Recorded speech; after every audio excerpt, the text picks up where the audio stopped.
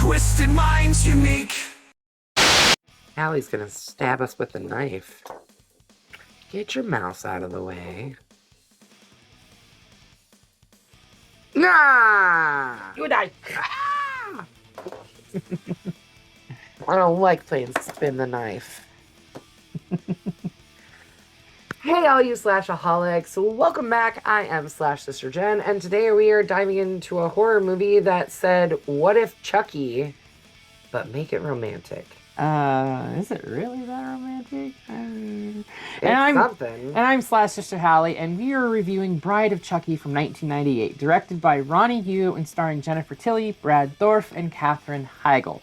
Also John Ritter. Yes, yes. This is where the franchise fully leans into the chaos, The Charles. the dark comedy, over-the-top kills, and one very iconic horror couple. Mm-hmm. Tiffany enters the chat immediately changes the game. It's campy, it's stylish, and honestly, kind of a toxic love story for the ages. Yeah, definitely. Before we start planning any killer road trips, check out our Etsy shop at etsy.com/shop/sisters. Pardon me. We've got horror-inspired art, shirts, and patches perfect for your battle jacket, backpack, or wherever else you want to show your spooky side. We just dropped some new patches, actually. Yeah, we did. And while you're, on your computer checking out all that stuff, don't forget to slash that subscribe button, stab that like button, and ring-a-ling that gray bell so you don't miss any of our wild reviews. Yes. All right, you guys. Love hurts. But not like this. Well, till death do us part. In Lockport, New York, Tiffany Valentine, Chucky's ex-girlfriend and accomplice, bribes police officer Bob Bailey into stealing her Chucky's remains. That's after he walks through a really kick-ass evidence locker. Yes, so in the evidence locker, we see a white-faced mask that is very reminiscent of Michael Myers.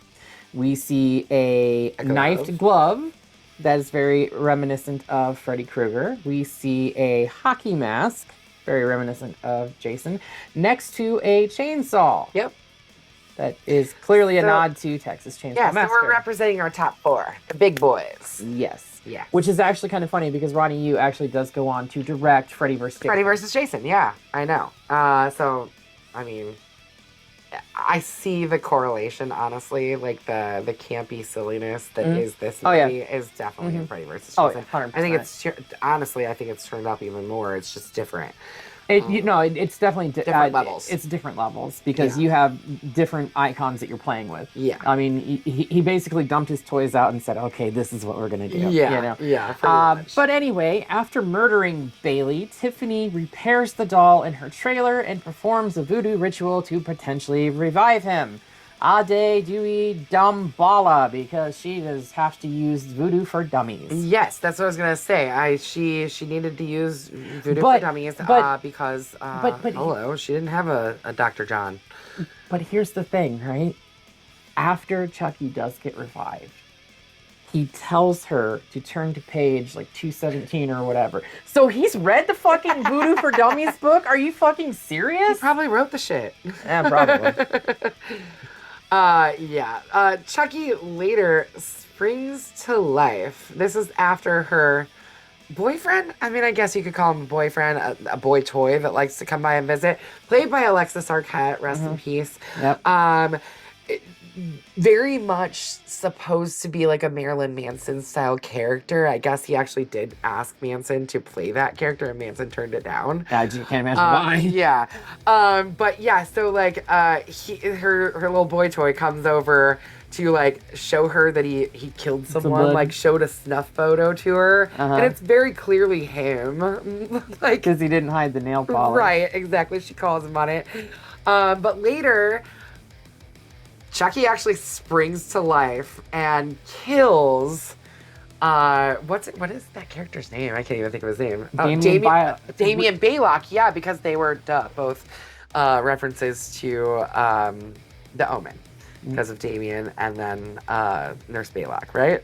It's in the script. Much to her delight. Oh, is it? Is it? Yeah, right there. Damien Baylock. Damien Baylock. That's what.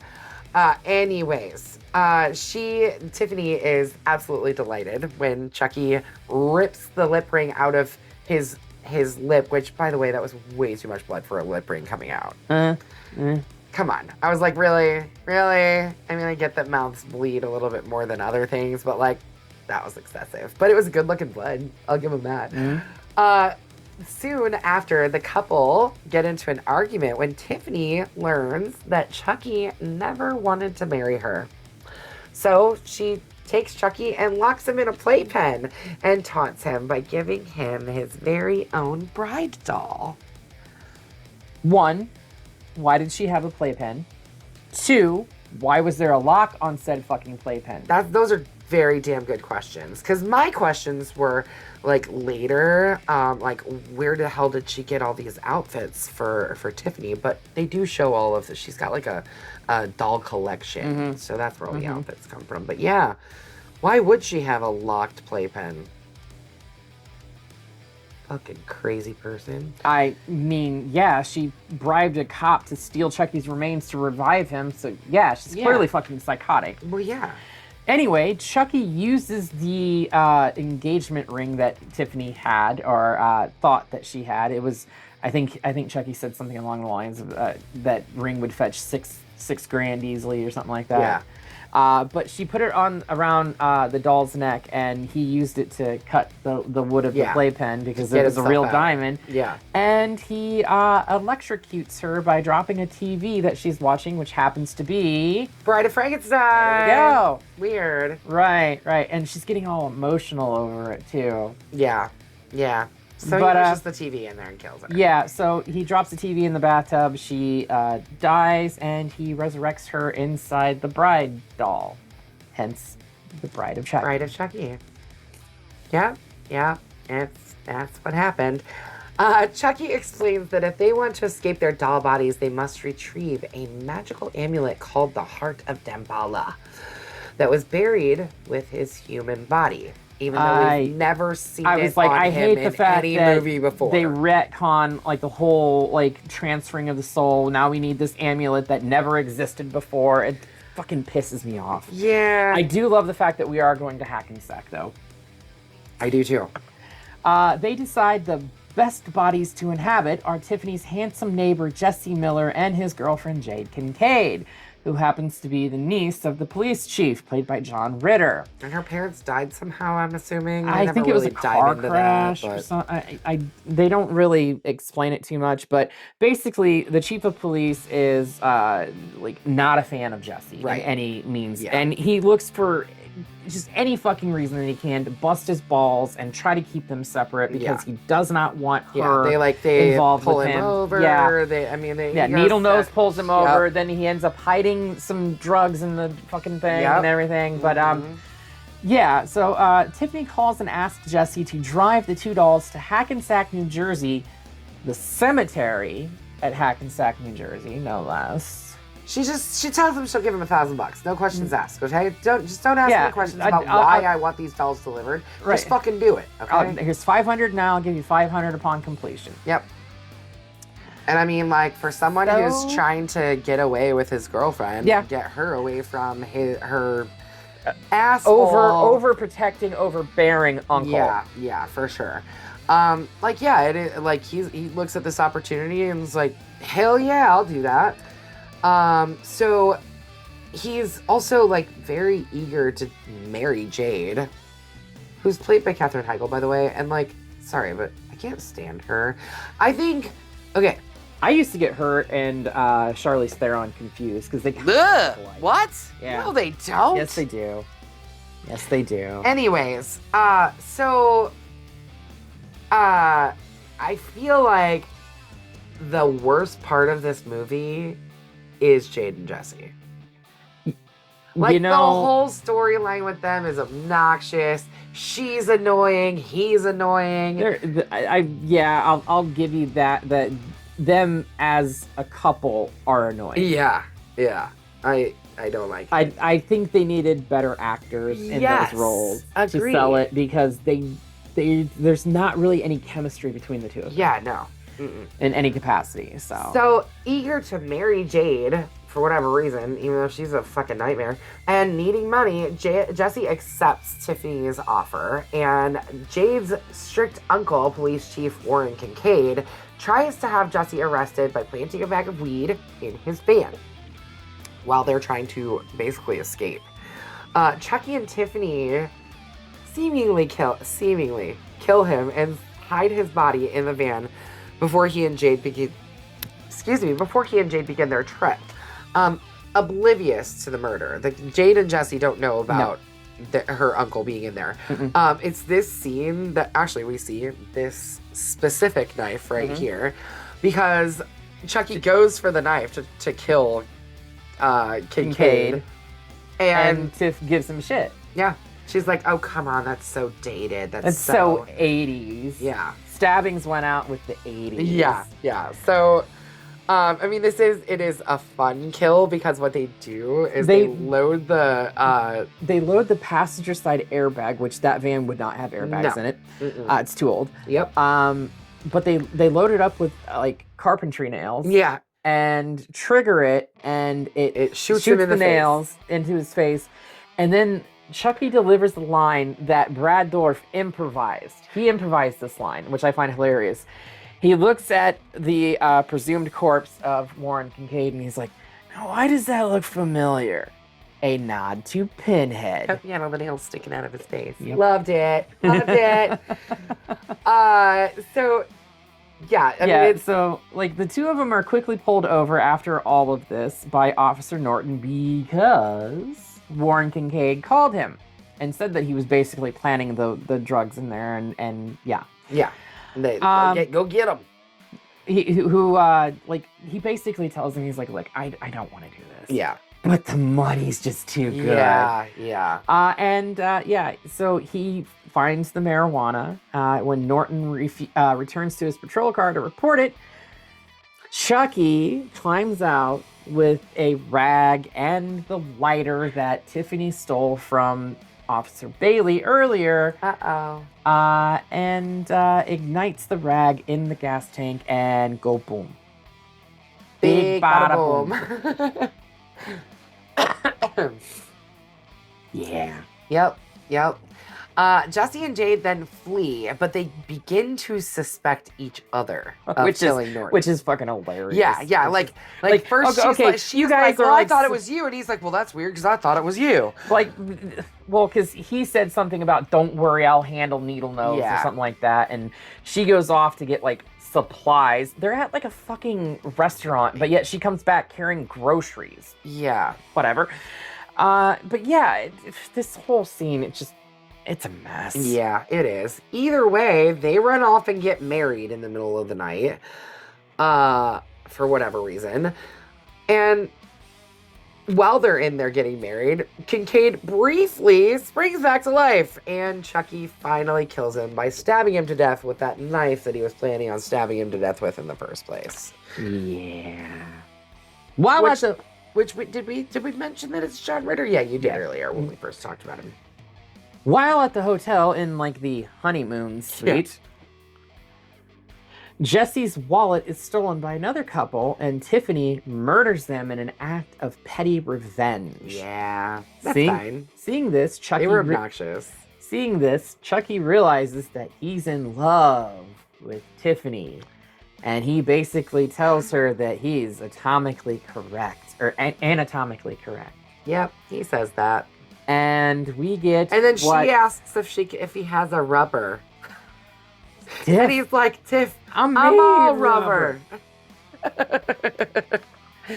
This scene is absolutely silly. The only saving grace of this is the fact that it's done in shadow, and we actually do not get to see. Yeah, we don't have to see dolls going at it. We do have to see some weird doll tongue action, which is gross. I mean, it's Ronnie Yu. I know.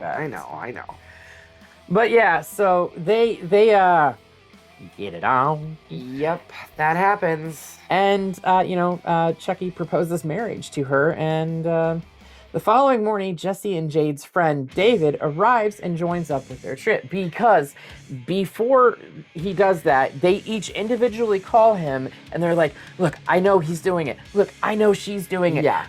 And he's like, the only Well, thing, obviously, it's not either of you if you both think the other person is doing it. So, either you guys are both fucking crazy or you're completely fucking innocent. Yeah. And I've known you long enough to know that you're completely fucking innocent. yeah.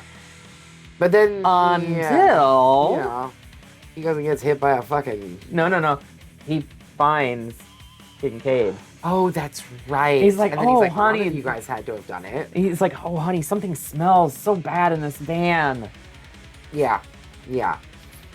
David informs them that they are the prime suspects for all the deaths that are following behind them, which obviously is Tiff and Chucky.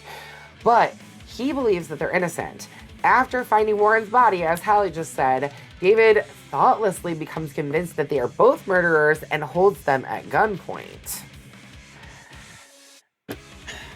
When Chucky and Tiffany finally reveal that they are alive and threaten David with their own guns that I can only assume that they stole from the couple that was in the hotel. Must have been, yeah. 'Cause I don't know where else they could have gotten them from because I don't remember if and correct me if in the comments if I'm wrong, if we see them take the guns. I don't remember that. I don't remember it either. Hi.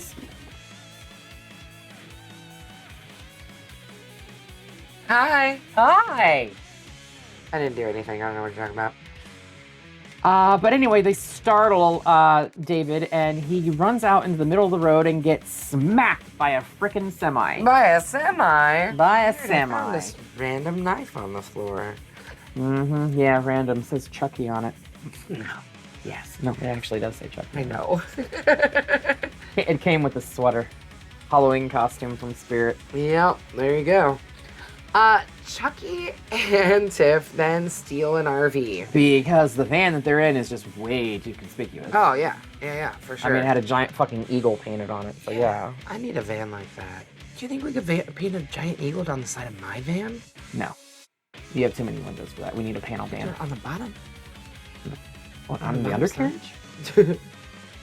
Nobody would We're see gonna it. find a way. We're gonna find a way. The Slashmobile will get an eagle, okay? Anyways, so they are trying to evade the police, and Jesse and Jade instigate a domestic dispute between Chucky and Tiffany to distract them. Yes. Oh, Tiff, your Swedish meatballs are divine. Uh-huh. Get your ass back here and help me with the fucking dishes. Yep. Yeah, they sound like a good old bickering couple right away. Yeah. In the commotion, Jade kicks Tiffany into the RV's oven while Jesse pushes Chucky out of the window. Mm-hmm. Eventually, Chucky is able to get the upper hand and acquires the amulet and at his exhumed grave while also taking both Jesse and Jade hostage. Well, he takes Jade hostage. Right. And Jesse grabs Tiffany, who gets out of the fucking oven, charred. And everything like that. She ain't dead yet, though. Holds her by her fucking hair and, like, carries her to the cemetery. He's like running with her. She's like, ooh, ah, eek, ah. I love Jennifer Tilly, by the way. We haven't really talked about Jennifer Tilly in this video, but good God, that woman is, for one thing, she's 60 years old and still looks like fucking prime, most beautiful thing ever. It's but called also, fillers and Botox. So what? Let her get fillers and Botox. She's fucking gorgeous. And she doesn't look like fake. She still looks like Jennifer Tilly. Mm-hmm. Anyways, she's gorgeous in this movie. I would let her do anything. She was up until Chucky killed her. Well, yeah. I mean, yeah. Anyway, but we also get to enjoy her voice through the entire film. And apparently, like, she and Brad Dourif just, like, sat there through the whole filming. Like, they filmed together a lot of their, like, dialogue, their voiceovers and stuff. And, like, so, like, when they're just sitting there, like, there was a lot of just them playing off of each other, but they were, like, making weird noises. Like when Tiff is being, like, pulled by the hair and he's running, and she's like, ow, ah. Eek. Well, she also just got scorched too in the frickin' oven. Yep. Anyway, so Jesse like runs to the grave, like threatens Tiff if like Chucky doesn't let Jade go and everything like that. And I. Where am I at? I lost my place. Chucky begins the ritual. Chucky begins the ritual. Tiffany has a change of heart and decides she doesn't want to hurt Jesse and Jade. Sorta. Yeah. Because I think what it was is she actually saw like their relationship and saw that it's a true relationship. Yeah, whatever. The fuck it was. They're fucking 18 years old. They don't know what love is. Ew. They don't know shit about shit. If they're 18. Yeah, they were clearly still in high school. Yeah. So, anyways, she attempts to kill Chucky. Tiff does. Mm-hmm. But he overpowers her and stabs her to death, like stabs her through the heart. As he's distracted, though, Jesse knocks him into the grave on top of his completely decomposed body. Mm-hmm. Charles Lee Ray's decomposed body. Private investigator Lieutenant Preston, who has been following the case and basically has been accusing Jade and Jesse of being the killers on this killing spree. However, at the scene of Needle Nose's death, they find the lighter that inexplicably had Chucky's fingerprints on it, which is why they exhumed Chucky's corpse. Right. That's the reason he was dug up. Mm-hmm. And the reason that the investigator is there. Right. Because we have to have a reason to have his body be dug up without having the characters actually dig him up. Right. Because that would be time consuming. Yes. Yes. I mean, look, they were smart about it. Anyways, Lieutenant Preston, he arrives at the cemetery and sees Chucky alive in the grave. So he, like, sees the doll running back and forth, stabbing at the wall of the grave and everything like that. Yeah, which it's absolutely ridiculous. shocks him. And then Jade grabs his gun and empties it into Chucky, killing him. Right. Chucky says We something assume. about, I think Chucky says something along the lines of, I'll be back, I always come back, but dying sucks. Yeah. After declaring the couple innocent, which if he's a private investigator, which I don't think he was, I think he was more like just a lieutenant for a police department. Yeah. He says, Jesse and Jade, hell, they didn't do it. It's not how you get presumed innocent. It's not how that fucking works. No, it's a movie, Hallie. I know, I was in the script. But Preston sends them on their way. Tiffany springs briefly back to life and starts screaming. And she gives birth to an abomination doll, which attacks Preston. And that's which it. sets up our next credits. film. But it doesn't come for like 6 years before we finally get that movie? Well, we had to wait for him to get old enough. Well, that's true. For them. to get old enough. Them. They yes. are them. Yes. And we will get into Glenn and Glenda. Glenn or Glenda. Next time. But for now, let's talk about what we thought about this movie. So look, when this came out, I absolutely loved this. Right. The soundtrack is fucking banging. Oh my god, that's one thing we didn't talk about. The soundtrack is fucking phenomenal. Right, you got Rob Zombie, So good. Static X, Monster Magnet. I think there's a Cold Chamber song on there too. It's a fucking banging soundtrack. Yes. But this was also like that, it was our era of horror films, and we had like just sick hard rock soundtracks from like the late 90s to about 2010. Yeah. For good horror films like this, we had just sick soundtracks. But yeah, this is very bad. I love it, but it's very bad. Okay, look, I love it too, and I'm gonna give it a bloody machete up. But it's not a good movie. No, like the no. story sucks.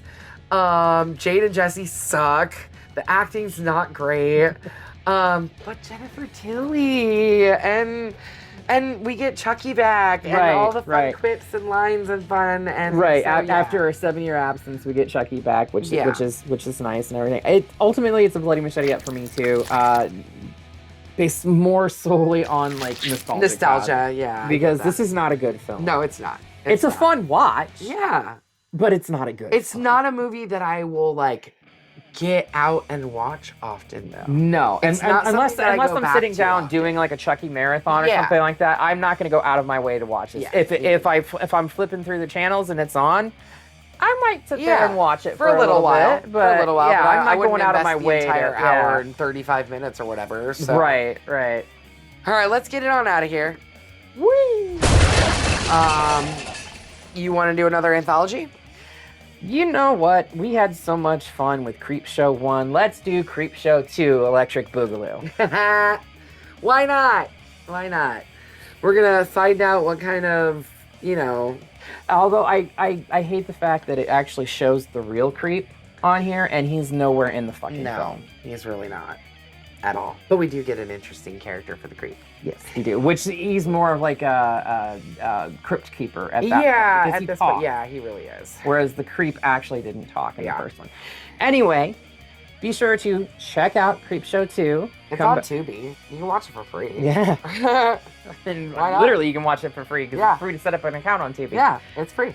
But yeah, check this out. Come back here in a week's time, and we will sit down and discuss it. Yes, and until next time, make sure you slash the subscribe button. Stab that like button. Just fucking Stab it! stab it. I'm ringling the grave bell so you don't get very loud. You stay up to date on all the crazy shit that we're doing right here on our channel.